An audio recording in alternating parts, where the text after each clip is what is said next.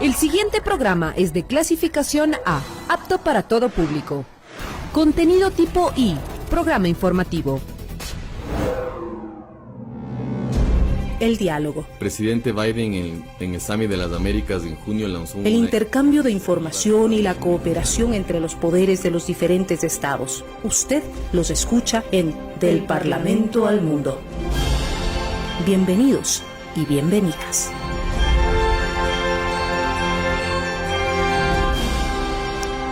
Muy buenas tardes, soy Marjorie Chávez y quiero darle la bienvenida a todos los oyentes de la radio de la Asamblea. Este es el programa del Parlamento al Mundo, porque los acuerdos globales deben convertirse en realidades locales. Y en esta ocasión hablaremos de la nueva crisis migratoria en nuestro país. Hablaremos de las dificultades que enfrentan quienes dejan nuestro país y cómo se están protegiendo sus derechos.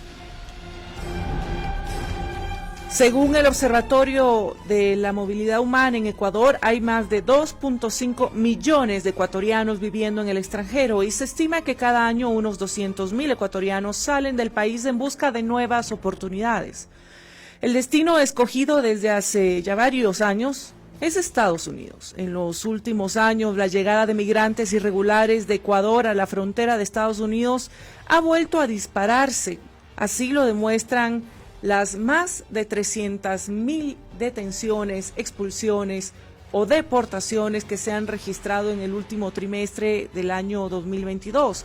Estos son registros de la Oficina de Aduanas y Protección Fronteriza de los Estados Unidos. Y para hablar de esta nueva crisis migratoria, de esta diáspora, hemos invitado a Montserrat Hernández, jefa de protección de la Organización Internacional para los Migrantes, OIM, en Ecuador.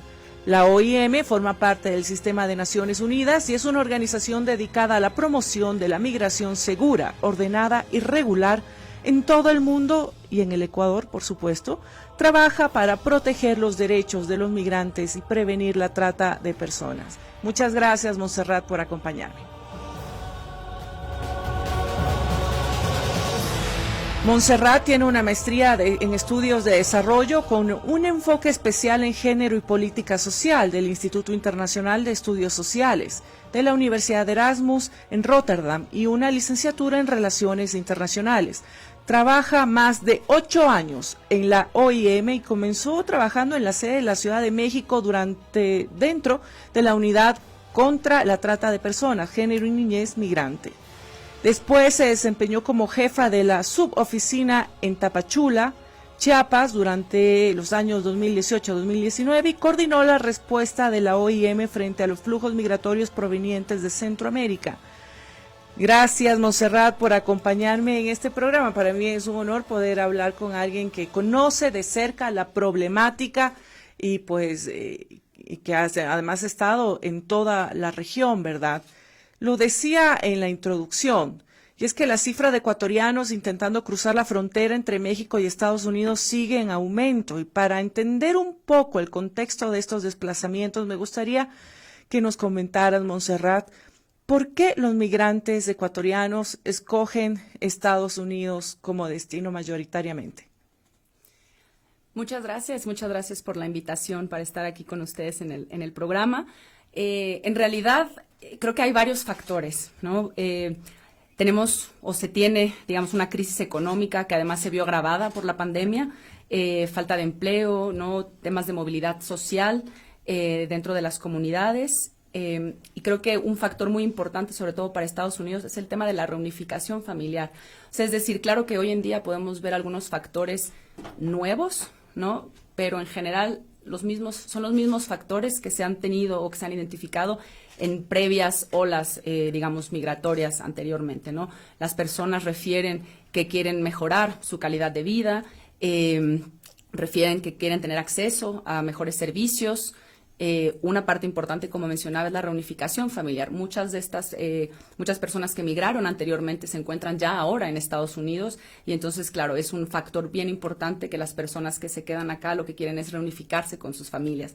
Finalmente, también en específico en ciertas comunidades, sobre todo comunidades indígenas, digamos, o en algunas provincias, también se empieza a identificar que es como un tema de una aspiración también, ¿no? Una aspiración personal el migrar. Es decir, ya como tu familia, tus padres, tus tíos han migrado, entonces los jóvenes también ya ven el migrar como una aspiración, como una parte de la movilidad social y ya es algo que se pasa como de generaciones, ¿no? Entonces ya tú preguntas si los jóvenes en las comunidades quieren salir porque tienen esta concepción o esta idea de que pueden mejorar su calidad de vida y alcanzar a sus familiares.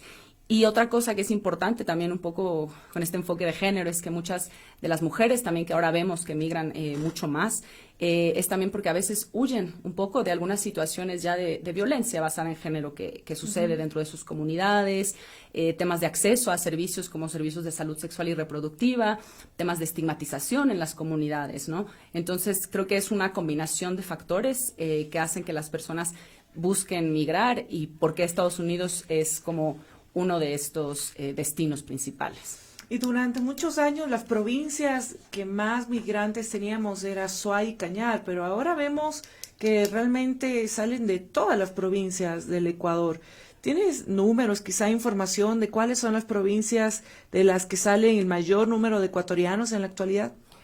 Pues realmente un poco, digamos, la migración tradicional de Ecuador sigue siendo de estas provincias, ¿no? De Azuay, de Cañar, ahí podemos agregar tal vez Chimborazo, Cotopaxi, Tungurahua, también de algunas zonas donde hay comunidades indígenas o estas comunidades que ya tienen tradición migratoria. El día de hoy yo creo que uno de los factores que puede ser interesante y que ha cambiado es que en algunas provincias ahora también se ve el tema de la inseguridad, ¿no? Un poco la creciente inseguridad en algunas provincias y entonces vemos que también hay mucha gente que está saliendo de provincias que no eran tan tradicionales como lo es Pichincha y Guayas, ¿no? Por ejemplo. Yo estuve a finales del año pasado en el Darién, hicimos varios legisladores la ruta del Darién y pudimos ver lo cruda que es esta selva y cómo es la migración irregular, ¿verdad? Esto lo hicimos en el tratamiento de la ley de trata de personas y tráfico ilícito de migrantes. Y varias observaciones que se hicieron al Ejecutivo fue ¿por qué no se informa?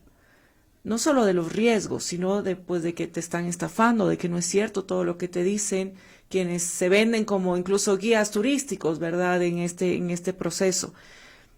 Hicimos incluso las denuncias, las peticiones, pero no hemos tenido respuesta. Quizás tú tienes conocimiento de qué se está haciendo para informar sobre los riesgos que existen en estas rutas de migración riesgosa para quienes tratan de llegar a Estados Unidos. Bueno, yo creo que ahora uno de los mayores retos que nos enfrentamos es justamente la existencia de toda esta desinformación, es decir, el crecimiento, por ejemplo, de medios de comunicación, si podemos decir, o canales de comunicación más bien, como son las redes sociales, ¿no? Que no tienen, digamos, que uno accede a información de manera masiva y que no hay forma de verificar si esta información es real, es verídica, es confiable, ¿no? Y entonces mucha gente tiene acceso a muchísima información que no puede ser de alguna forma controlada, si vale decirlo, o verificada, ¿no? Para poder brindar información confiable.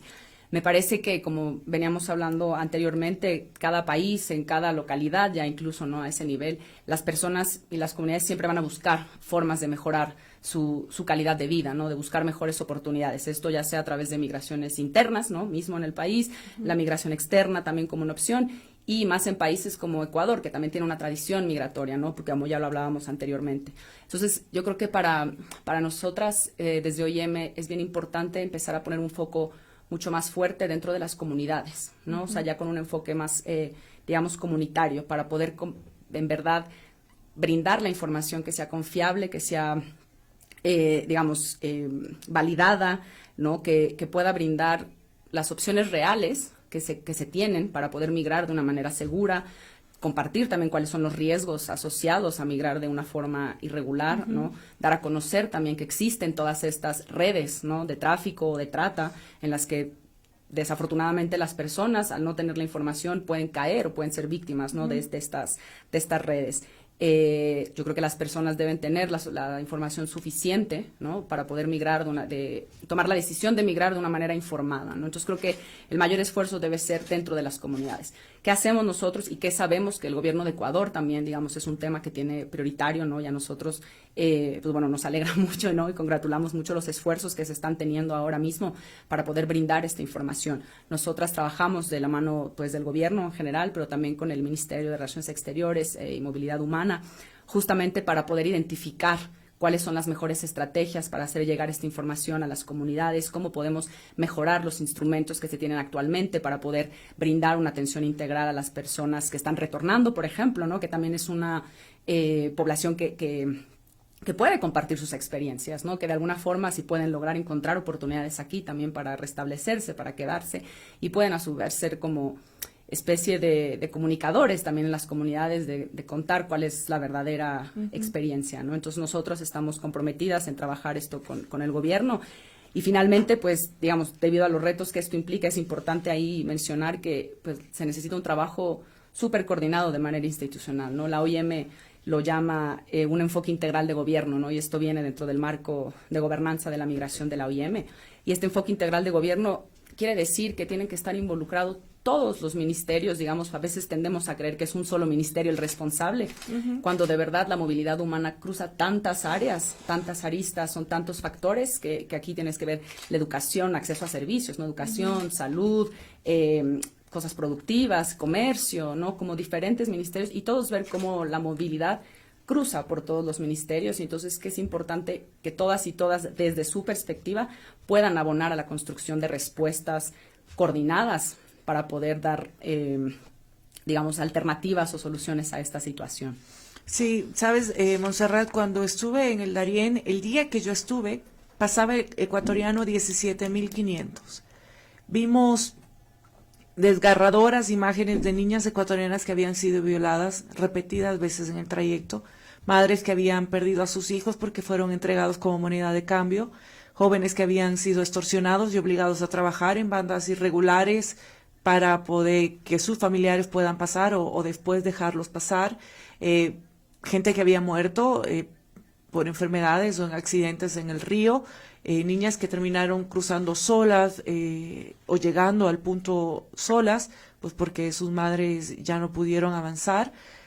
Y fue realmente un disparador dentro de el trabajo que estábamos llevando a cabo en la ley de trata de personas y tráfico ilícito de migrantes, porque después de ver esto realmente decidimos por unanimidad modificar ciertos artículos para hacer mucho más duro el tratamiento. Es decir, todos los que pudimos conversar, que en un día personalmente hablé con más de 200 ecuatorianos, todos me dijeron que habían sido extorsionados, vacunados como llamamos ahora, ¿verdad? En sus pequeños negocios, señora de Esmeraldas con la tricimoto, los señores de Guayaquil en la bahía que vendían accesorios de celular, la señora aquí en el sur de Quito, en la Ecuatoriana, en su kiosco donde vendía almuerzos.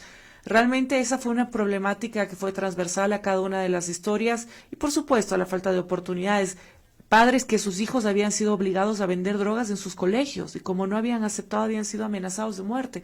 Es decir, tenemos que trabajar en el tejido social, ¿verdad? Creo que a veces estamos buscando algo paliativo para el efecto, cuando deberíamos también trabajar en las causas. Por eso es tan importante lo que tú estás haciendo y lo que mencionas de trabajar en las comunidades. Si alguien quiere apoyo de ustedes, ¿cómo pueden contactarse con ustedes? Digamos, nosotros desde la OIM tenemos no solo presencia aquí en Quito, tenemos una oficina sede aquí en Quito y tenemos después 7 oficinas en diferentes territorios. Tenemos oficinas, digamos, en Tulcán, en Lago Agrio, en Cuenca, en Guayaquil, en Huaquillas, en Manta, y aquí mismo en Quito también tenemos una oficina de operaciones, digamos. Toda nuestra información, a partir también de las redes sociales, se pueden encontrar los teléfonos de contacto para solicitar cualquier asistencia, correos electrónicos, toda la información de contacto se puede ver en las redes sociales de la organización. Gracias. Y otro de los temas, aprovechando tu presencia, quisiera que hablemos un poquito sobre la migración venezolana. Sabemos que la OIM trabaja también con las poblaciones de migrantes que han llegado a nuestro país, no solo con quienes están saliendo, ¿verdad? Y ustedes han presentado algunos informes sobre los ciudadanos venezolanos en Ecuador. ¿Tienen ustedes datos? ¿Cuántos ciudadanos de Venezuela están en el país y en qué ciudades se concentra la mayor población de migrantes venezolanos y cuál es su situación actual? Digamos, ahora, y de acuerdo con la información del Grupo de Trabajo de Migración y Refugiados, hay un número de 502.214 personas venezolanas, digamos, 500.000 de personas venezolanas que están en Ecuador. De acuerdo con el Mineduc, también sabemos que el 73% de estas personas se concentran sobre todo en las provincias de Pichincha, El Oro, Guayas y Manabí. Esto es, digamos, después de hacer el corte, digamos, del ciclo escolar 2022 el año pasado. Entonces sabemos que estas son las provincias donde más se concentra esta población, ¿no? También de acuerdo a levantamientos de información que hace la OIM con una herramienta que nosotros llamamos el DTM, que es para poder monitorear el desplazamiento de las personas. Sabemos que, claro, el grupo que más predomina es un grupo joven, ¿no? De personas entre 18 y 39 años, digamos, ¿no? También en edad productiva. ¿Qué pasa con la situación de estas personas? Yo creo también por las provincias en las que están, mucha de esta población y es población que tiene vocación de permanencia, ¿no? Que justamente ahora los retos más grandes es justamente la parte de la integración, conseguir un empleo formal, ¿no? Sobre todo, y poder, digamos, tener el acceso a todos los servicios para poder ya integrarse en la comunidad. Y al momento sabemos que existe el proceso de, digamos, de regularización de miles de extranjeros, de la mayoría venezolanos, que pues se les intenta brindar una posibilidad formal para que desarrollen sus proyectos de vida. Al momento, ¿cuál es el balance de este proceso según ustedes? Porque pues en lo personal hemos pedido fiscalizar este proceso, no se nos ha entregado la información que hemos requerido y pues incluso personalmente he pedido la extensión de plazos al gobierno, porque hemos recibido quejas de muchos migrantes que no han tenido aún acceso, y también un tema particular que es el cobro de multas que en realidad es imposible pagar para ellos, pero ustedes que tienen una visión institucional sistematizada y tienen seguramente quizá más información, ¿cuál es el balance que podrían hacer de este proceso? ¿Cuánto se ha avanzado? ¿Realmente se ha regularizado a la mayoría de ciudadanos venezolanos o cuánto falta? Bueno, yo creo que primero que nada es un proceso que vale la pena también reconocer del gobierno de Ecuador. Si bien ya se había tenido un proceso anteriormente, digamos, entre el 2019 y el 2020, que se tuvo también un proceso similar, después se dio cuenta de que había todavía en 2021, después de este proceso, alrededor del 60% todavía de las personas que se encontraban en Ecuador estaban de manera irregular, ¿no? Entonces, claro, se ha venido trabajando y desde la OIM, pues no solo hemos felicitado esta iniciativa, sino también la hemos acompañado muy de cerca, de manera técnica y también de manera financiera, con apoyo en cuanto a sistemas justamente para el registro, equipamiento. Y bueno, hasta el día de hoy, digamos hasta el 3 de abril, el día de hoy, se han tenido 142.305 personas que han recibido su certificado de permanencia migratoria. Como saben, son tres, digamos, etapas, ¿no? Primeramente las personas se registran, reciben este certificado de permanencia, después pasan a registrarse para adquirir la visa, digamos, lo que ahora es la visa Virte, y después de adquirir la visa, entonces tienen que pasar un proceso con el registro civil para obtener la cédula. Entonces, es decir, al momento tenemos 143.305 personas que han ya obtenido su certificado de permanencia, y después, digamos, estoy de acuerdo con el Ministerio del Interior, y después, de acuerdo con el Ministerio de Relaciones Exteriores y Movilidad Humana, se han emitido también a la fecha 46.120 visas, esto a nivel nacional. Y de estas 46.120 visas, también de acuerdo con el Registro Civil, ya hay 27.474 personas que han recibido ya su cédula de identidad. Entonces, como digo, es importante también entender un poco las fases del proceso para ver cómo va avanzando, ¿no? Pero ¿cómo es el avance? Porque de 143.305 a 27.474 que finalmente llegan a tener el documento, pues es bastante la diferencia. ¿Cómo es el proceso y de qué depende? digamos, nosotros también estamos trabajando mucho con el gobierno para poder ir identificando. El mismo sistema de registro ha tenido que pasar, digamos, por ciertos cambios, adecuaciones, porque también al momento de estar ya operándolo es cuando una realmente se puede dar cuenta de ciertas retos a lo mejor que no estaban identificados al principio, sino a la hora de ya ponerlo operativo es cuando se da cuenta a lo mejor de otros retos que han habido, ¿no? Entonces seguimos acompañando también al gobierno para poder, digamos, mejorar esto. El gobierno ha estado también tratando de sacar, como sabemos, ¿no?, un nuevo decreto para ver de qué forma se puede también mejorar el proceso. Yo creo que el reto más grande, y es ahora que ya el mes pasado, bueno, ahora ya 2 meses, en febrero, inició la tercera fase, ¿no? Yo creo que aquí también va a ser importante, que es la fase que ya incluye a las personas que ingresaron de manera irregular al país, ¿no? Entonces yo creo que ahora es cuando vamos a ver realmente pues estos esfuerzos del gobierno también más reflejados en el número de personas que puedan acceder, ¿no? Sabemos que se está trabajando todavía en algunos lineamientos, en cosas finalizar algunas cosas para poder tener claridad de cómo va a ser esta fase, ¿no? Y nosotras desde OIM seguimos, digamos, con el compromiso de acompañar al gobierno y hacer la incidencia para poder identificar estos nudos, ¿no? Uno de ellos, como ya lo mencionó, justamente, ¿no?, el pago de estas multas. Si bien son cosas que están y ya están marcadas, nosotros siempre estamos como en discusiones con el gobierno para acompañar y ver cuáles son las alternativas que se podrían dar, ¿no? ¿Y cuáles serían las alternativas? Porque, claro, intentan tener acceso a la regularización, pero el cobro de estas multas ha dificultado el proceso. ¿Tienen noticias? ¿Hay alguna gestión en este sentido? Digamos, es eso, nosotros hacemos como la incidencia para poder hacer recomendaciones para facilitar estos procesos. Sin embargo, también, digamos, son cuestiones del Estado, digamos, ¿no? Un poco por ese lado. Nosotros desde la OIM brindamos un apoyo a las personas que están dentro de los procesos de regularización, identificamos a las personas que están en mayor situación de vulnerabilidad, familias con niños, niñas, adolescentes, y hemos brindado apoyos también, lo que llamamos transferencias monetarias, transferencias económicas para el proceso de regularización, específicamente para la obtención de algunos documentos que todavía tienen también un costo, digamos, ¿no? Claro que sí.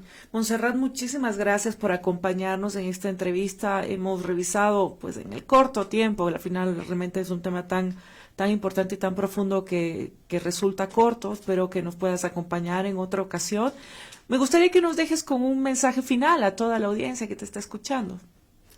Pero primero que nada, muchas gracias otra vez por la invitación, y sí, gustosa de poder acompañarles nuevamente y poder discutir como de un montón de temas que ya mencionaron, y nada, yo creo que dejaría este mensaje de cómo de dejar la importancia de trabajar de manera coordinada, ¿no? Todos los diferentes niveles de gobierno, a nivel nacional, local, los diferentes ministerios, la Asamblea, cómo podemos trabajar todos en conjunto con este enfoque integral para poder encontrar realmente soluciones, digamos, viables y duraderas a estos retos que se están viviendo hoy en día, ¿no? Muchas gracias, Montserrat. Amigas y amigos, es claro que si las condiciones económicas y sociales en nuestro país siguen deteriorándose, más ecuatorianos seguirán saliendo. Es decir, no podemos evitar que busquen proyectos de vida mejores fuera, pero sí les pedimos que se haga de forma regular, pues realmente se exponen demasiado al hacerlo de manera irregular. Y este fenómeno complejo y multifactorial que tiene un impacto significativo en la vida de los migrantes y de sus familias requiere de una acción coordinada. Ya lo dijo Montserrat, tiene que ser coordinada entre diferentes instituciones del gobierno, la sociedad civil, que hace un gran trabajo aquí y fuera, nos ayudan muchísimo. Y por supuesto también el sector privado, todos poner de nuestra parte para atender las causas profundas de la migración, sobre todo la migración forzada. Mientras tanto, la respuesta a esta crisis de movilidad humana seguirá demandando la cooperación internacional para poder abordar las urgentes necesidades humanitarias y de protección de nuestros compatriotas.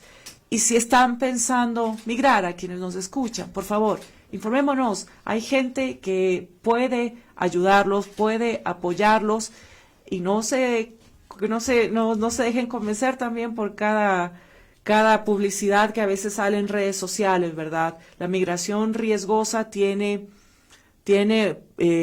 además matices que son nefastos para su presente y para su futuro. Así que por favor informémonos bien. Y le agradezco nuevamente a Montserrat por acompañarnos. Ha sido un gusto compartir con ustedes este programa del Parlamento al Mundo.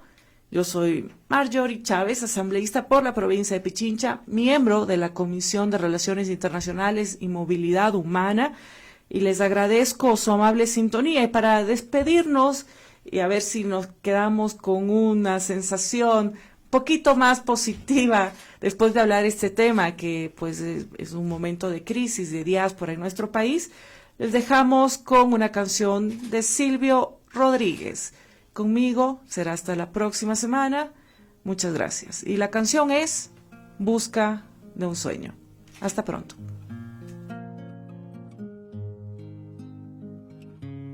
En busca de un sueño se acerca este joven. En busca de un sueño van generaciones.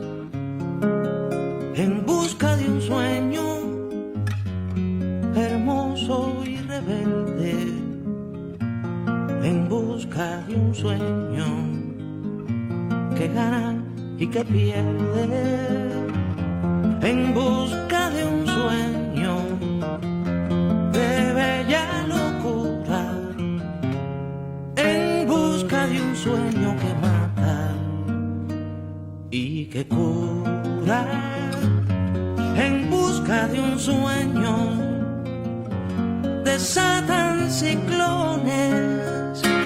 En busca de un sueño cuantas ilusiones.